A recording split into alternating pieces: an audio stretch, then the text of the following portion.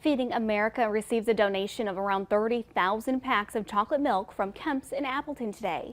Through the partnership, which also includes festival foods, what's known as Giving Cow Milk will be distributed to families across northeast Wisconsin. Regular milk usually has a shelf life of 20 days. However, this milk can last on pantry shelves for up to a year. It's actually ultra-high temp, ultra-high pasteurized, and again, it gives you a year shelf life. It's something that's been around for years. Honestly, it doesn't taste as good as fresh milk, but it does fit that niche. You know, they've been doing it with juices, like juice boxes and stuff like that for years. More than 427,000 people in Wisconsin face food insecurity, including more than 142,000 children.